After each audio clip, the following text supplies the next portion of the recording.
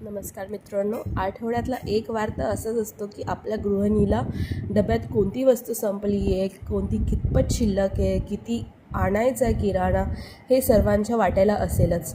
त्याचप्रमाणे आपल्या घरातला हा मेन बॉस मसाल्याचा डब्बा तो माझा संपला होता. आज मी त्याचाच रिफिल करते. तर चला तर पटापट मला सांगा, हा मी कोणते कोणते मसाले भरते ह्याच्यामध्ये.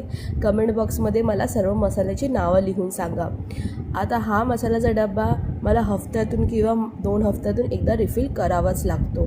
तुम्ही तुमचा किराणा कुठून आणता? मी तर शक्य तेवढं डीमार्टमधूनच माझा किराणा आणते. पण माझं घरगुती लाल तिखट असतं, बाकी सर्व मसाले मी माझे डीमार्टमधूनच करते. आता तुम्ही बघू शकता ह्याच्यामध्ये मी प्रत्येक मसाला किती प्रमाणात रिफिल करते. जो काही उरला असेल तो मी मसाल्याची पॅकेट उरली असेल मी शक्य तेवढं बाहेर न ठेवता फ्रीजमध्ये एका कोपऱ्यात त्यांना ठेवून देते, कारण की फ्रीजमध्ये हे मसाले छान टिकतात. तुम्हीही तसेच करता का? हो ना? करत नसाल तर नक्कीच करा. फ्रीजमध्येही मसाले छान 6 महिने वर्षभर टिकून असतात. जर लाल तिखट तुम्ही जास्तीचं बनवून आणत असताल